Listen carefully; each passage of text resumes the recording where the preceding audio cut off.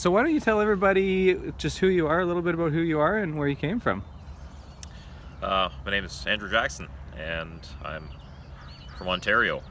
So I've been looking to become a helicopter pilot. It's been a lifelong dream, and through a series of events, I finally decided about 3 years ago, why am I not actually looking at doing this? There's a bunch of schools in the area, so I started going and talking to people and checking them out, and on my internet searches I found BC Helicopter's website, and I signed up for your newsletter, and shortly after that you started doing your video vlogging, and that really helped to establish a relationship with you guys, albeit one way. I could leave comments, but it was really neat to see you and the students and the interactions and get to meet you and Sancho. And fast forward through that year and a half of your watching your vlogs and getting excited, I was able to come and visit you in February, and we had a really good chat, and it made me feel like this was probably the best school I could choose. So now I'm here to try it for real, my first taster. That's awesome. And we just recently got the Cabri, and you watched that whole process of us getting the Cabri and importing it and everything. I remember the video last year, and you mentioned that you had purchased a new helicopter and yet you were really excited, and then everyone would forget about it, and then getting close to the end of like Christmas time, I guess, last year, and you guys were talking about it more. Then you went to Marcel, and just watching that was really cool. It gave me a lot of insight into why your school is flying the vehicles that you fly. So I've done a lot of research into the typical helicopters that a pilot would be flying in the first few years of their career, and Robinson and Bell Jet Rangers, and now this Cabri is just an amazing piece of equipment. So it's super exciting that I get to be here after you've had it for 2 months, and my very first flying experience today is going to be in this magnificent piece of carbon fiber. That's awesome, man. Let's go do it. Yeah. You excited? I'm stoked. Let's do it.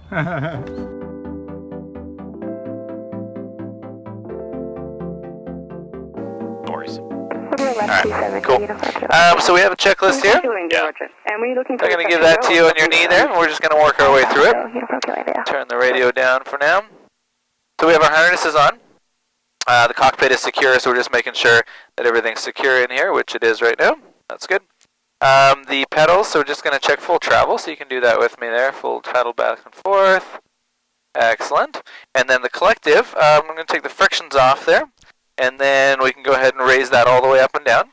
We have a look at the blades too when we're doing that, and just seeing the pitch increasing and decreasing on the blades. Very good. That's good. Friction can go back on. Just snug. And then same thing with the cyclic. She's pretty stiff right now. So we'll just check all 4 directions. Make sure that she's free to move. That's good. Big fat leg. It's all good. Everybody fits in here. So there's 3 things here we're going to be checking back there. We got the breakers, the hour meter, and the fuel shutoff valve. So all the breakers are in. The hour meter we've checked on the inside with the computer already, and the fuel valve is on. So that's good. And now we're down to altimeter. So we'll set it to 190 feet, which is about how high we are off of sea level right now. All switches should be in the off position. I flicked the battery on just so we can hear each other talk, which was the next thing anyways. Master switch on, and our switch to backup. So we'll flick that guy on to backup, and you can see the green light come on there. So that's good. So the EPM, so we should have a couple of warnings. All these lights here, they should have these 3 on, and the other ones have turned off already. They turn on immediately when you turn the battery on. And then if the engine's cold, we should have some warnings here, just telling us that those guys are cold. Fuel quantity, we've got 75 liters, so we actually have a fairly substantial amount of fuel. And the governor is in the off position. I can tell that because this light is on right now, telling us that it's off. And the mixture is forward and full rich right now, so that's good. Headsets, we already have them on. Altimeter is just, again, if we have to listen to ATIS to figure it out, we'll do that later. Compass heading is automatic. The strobes, so you can go ahead and turn the strobes on. And then we can turn the pump on as well. That's the fuel pump. And then we can do manual fuel injection. So what we're going to do is take the frictions off there again. And then left down on here, we're going to raise the collective and we're going to pump on the throttle. And you can see right here, the RPMs are going all the way up to 100%. Or not the RPMs, the torque is going all the way up to 100%. So we're actually injecting some fuel there. And then I'm going to set it down to about 3% or so for our start. Okay. And then we're all the way down here to ignition, magneto, and plasma. So these two guys right here, they're going to flick on. The horn's on. And why don't you go ahead and hit the starter at the front there. There you go. And we'll go alternator on, clutch guard closed. And we're just monitoring here. We don't want the engine over 2,000, so it's really good right now. It's about 1,650. And so what's going to happen, usually the belts engage really quickly, but because the oil pressure is low, it's actually engaging with oil pressure. So because the oil pressure is cold right now, or the oil is cold, it's taking a longer time to engage the blades. But we'll see them going now. And once they get going, then it squeals pretty loud and then it's engaged. Thanks. Number 1, runway 01. So there we can see them starting to spin up. And we can see right here the needles are starting to join now. There you go, now they're joined. We're waiting for this clutch light to go out. And the clutch light's out, and now we can wind it up to 2,000 RPM. So hand on here. So we're going to very gently roll on the throttle ends towards me. And that's rolling up now. All the way to 2,000 RPM. We can see the numbers there, so that's looking pretty good right there. 2,000 RPM, excellent. Going to give it a little bit of time to warm up. So while it warms up, we're going to listen to some ATIS. So ATIS is just a weather observation. And so we're going to go to 19.8. And it's just a pre-recorded message we'll listen to here. That frequency the same every airport has its own ATIS frequency. Okay. Yeah. So we're going to do final takeoff checks here. So I want to check that our lights are all off, that our rotors are up in the green, temperatures and pressures. We don't quite have enough. The oil pressure is a little high because it's still a little bit cool, and we don't have quite enough oil temperature. Weather yellow. We want about 60 there for takeoff. We're allowed to take off with as little as 30 degrees, but if we want to use full power, which on the takeoff here we'll be using full power, we need 60. So we'll wait a couple more seconds for that, but we're going to check everything else. Coming across here, we can use some nav lights today just so people can see us a little bit easier, and we need to do our radio work anyway, so let's do that now. Habits ground, good day, it's helicopter Cabri G2, Golf Echo Lima Papa with Bravo. So we tell them the aircraft type and their call sign, and then the information that we listen to.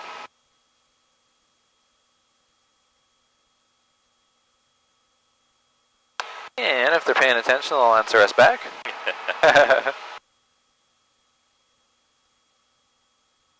He's probably busy on another call or something right now.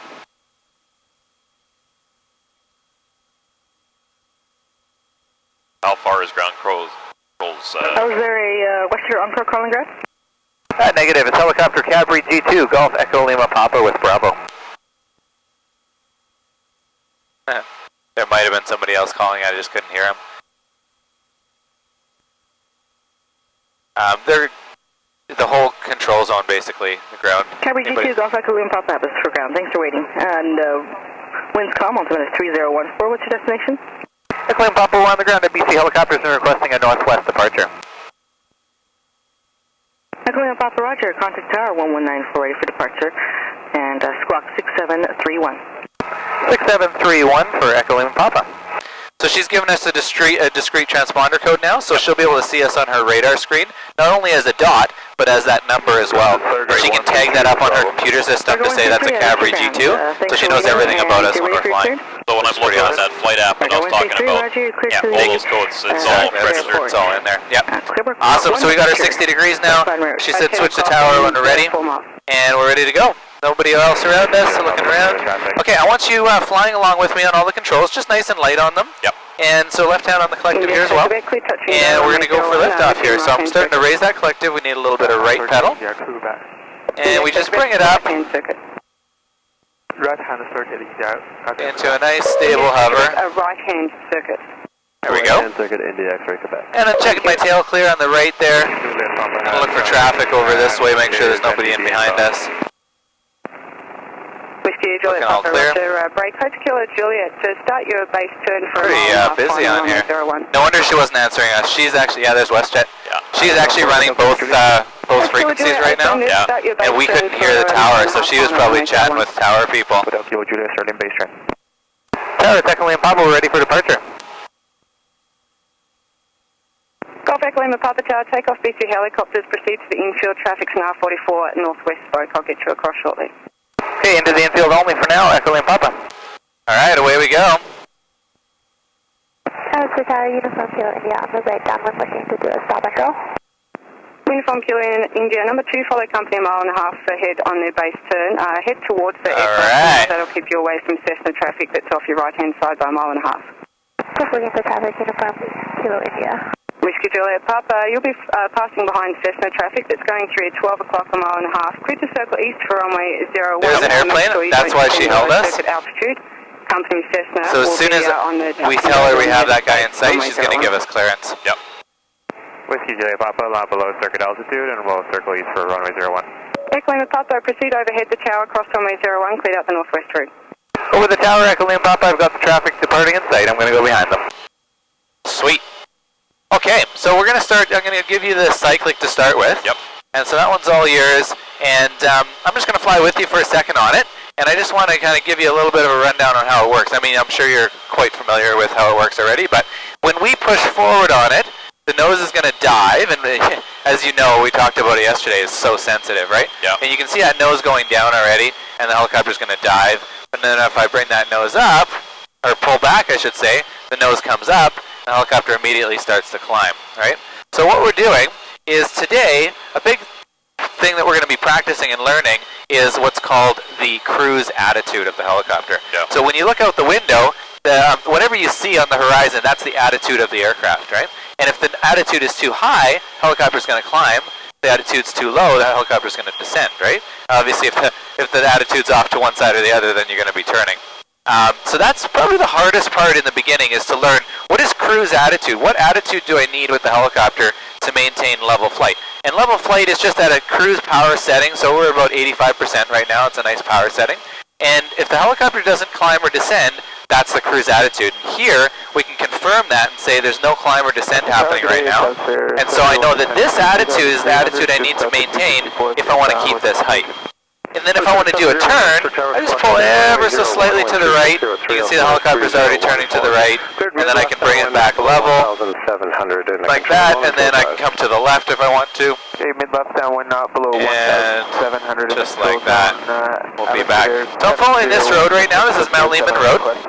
And this is the northwest helicopter route. We're just going to continue out this way. So I'm going to give the control over to you. Very good. Excellent, you have control. I'll get right back, yeah. And then your eyes are just staying out on the horizon. And you're just making little tiny fine-tune adjustments. That is so sensitive. Isn't it amazing how sensitive it is? It'll take a little while to get used to that. Yeah. And you'll see it's very easy to over-control the helicopter, and it starts doing that. Yeah. Porpoising, all right. Yep, porpoising a little bit. Yeah. We'll fly together there. Hamster 701, the altitude. Alright, so that's about your attitude that you're looking for. Alright, and feel free to make those adjustments. The cyclic's a little on the stiff side, so just feel free to push through that little stiffness. Go ahead a little forward there. A little back, yep. Just finding that sweet spot right in the middle there. Never in the same spot, eh? It is actually, yeah. It's just hard to find where that neutral position is. Yeah. Alright, my friend, you are starting to figure this out. How does it feel? That's unbelievable. Pretty crazy, isn't it? It's crazy. It's so sensitive, right? I mean, you said you spent a couple hours in an airplane learning how to do that and just give them the controls a couple times. Yeah. And how there's big movements and the cyclic and everything, all the control movements in the helicopter here, just tiny little movements. But you're getting it figured out. We've been up for 17 minutes now, and you're starting to get this thing figured out. We can see the string's just a little off to the left, so why don't we push a little left pedal, a little right cyclic, and that'll trim us right out. Just a touch of right cyclic. There you go. Excellent. Alright, let's play around with a little bit more right and left turning. So we'll just get it steadied out there and do a little bit of right turn. That's good, keeping your eyes on the horizon. That is, pull back, yeah. And then forward a little tiny bit. There you go, bang on. Yeah, a little bit. You got her. You go where you look, right? That's exactly it, yeah. And we'll come to the left a little bit. So we're heading for that end of the lake over there. Alright. And I'm going to fly with you now. Alright. And, ooh, look at that. There's a whole bunch of people camping there. Uh-oh. Maybe we're not going to go land there. We'll do a flyover. They'll enjoy that. Alright, we were going to land on the little beach there. But you know what? Since we can't land on the beach, why don't we land on the road? We'll land right over here. Logging road. Yeah, why not? So... Is that on an incline or further yeah, we could actually land right there, actually. That's a cool spot. Yeah. Yeah, why don't we loop around and land there? I was going to land at the end and then just point the tail down that way because it's on a slope. Yeah. But this is a sweet spot right here. I like it. Winds are super light here. You can see on the lake. It's just glassy. Yeah.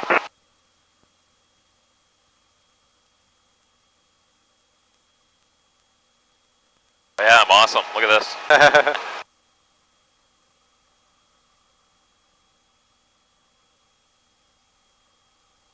The beauty of a helicopter. That was smooth. And there we are. Wow. Pretty amazing, eh? That was awesome. We're just on the backside of Mount Robbie now. That's Mount Robbie there, all the way up at about 6,000 and a bit feet. And looks amazing back here, all the waterfalls and everything. So what we're going to do, we're going to go to the right and follow this right valley here. Okay. And then we're going to go right to the very end of it, and then we're going to loop it around and come around down the other side.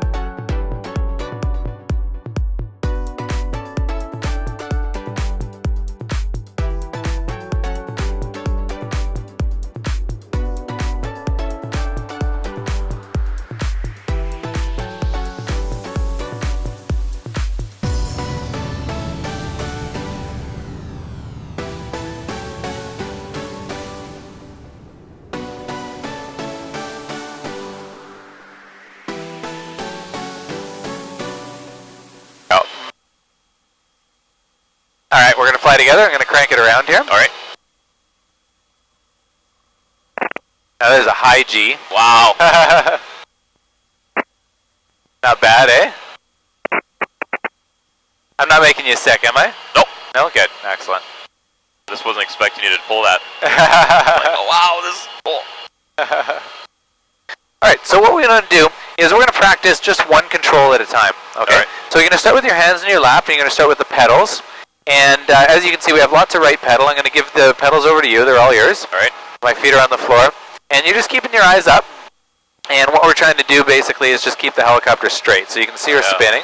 Push that right pedal, yeah. That was a little bit on purpose, but that. Okay. I guess that's with the torque, eh? Yeah, exactly. That's the direction of torque. So the best way to start the pedal turn is to the right, because then that's anti-torque, right? It's against the torque. Yeah. So let's go for a gentle right pedal turn. And I'll give you an idea of how much pedal it takes to make that turn. So it's interesting.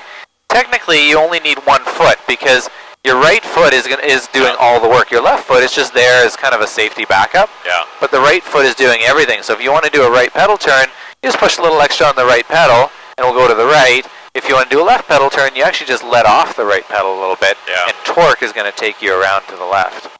All right, I'm going to take the pedals now, so feet on the floor. We're going to go with left hand to start with. Yeah, on that one. So we got the collective now. And this is the up and down stick. This one's pretty simple. So you're just trying to hold your height approximately where we have it right now. That's very good. Yeah, let's keep coming down. Why don't we go all the way down to the ground? I'm going to move a little bit forward here. Okay. Just because I can see there's no sticks or anything in front of us. And yeah, bring her all the way down until you feel the skids touch. Now don't look at the ground. Just keep your eyes up on the horizon. And you'll know when you get there. You'll feel it, and you can see it with your peripheral vision. Oh, yeah. You can see where the ground is. So, beauty. Nice landing. Let's go ahead and take off again. That was your first landing. Only one control, but first landing anyways. And I'm going to take the collective now. Okay. And I want you to take the cyclic. Okay? Alright. So same thing as when you're in forward flight. Your eyes are up on the horizon, and you're just trying to keep it nice and steady, okay? She's all yours. Okay. And you're making your little adjustments if you need to. But you're always just trying to keep it nice and steady.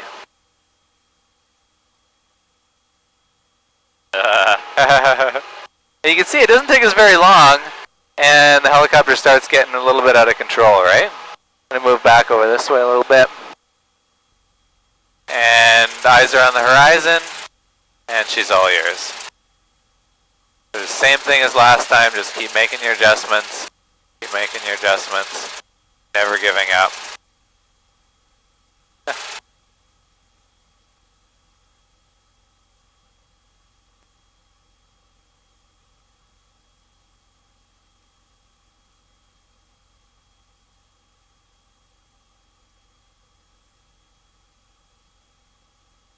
Look at you going, my friend.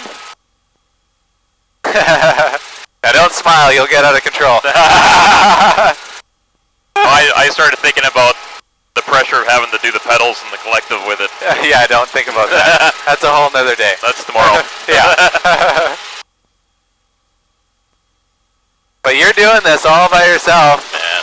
And I'm not doing anything. Traffic Cherokee, Golf Romeo Charlie is at 3,000 feet. All right, man. Give me first impressions. Wow. That's fantastic. It's I guess it's everything I thought, and it's just as hard and fun and awesome. Pretty overwhelming, isn't it? Yeah, there's a lot going on. Everything that I've read about, everything I was scared about, I felt, I saw, and that's okay. Like, I felt there's times where I figured it out. That's the important thing, right? For just a split second, I had this moment of, ah. It's so neat to see the progress from like, I don't have no idea what I'm doing to, wait a second, I can actually do this. Yeah. Yeah, and to see it, and that's the neat thing, to see the curve so steep from, 1 hour flight or an hour flight, basically 1.5 hours, to go from, I have no idea what any of this stuff does, to, wait a second, I could fly this thing by myself. It's pretty cool. Wow. Right? Well, in flight. Not by myself yet. I'm not going to hop out yet, let's put it that way. But in flight, I didn't have to do anything. You were doing everything with all the controls all by yourself. You said that a few times, and I thought there's moments where you were maybe doing some correction or something, but I have proof. Everybody's going to see. I have video proof that my hand was off the controls. Yeah. You were doing it all. yeah, what a feeling. It's awesome, man. It's exciting. Congratulations on your first flight, man. Thank you very much. Very exciting.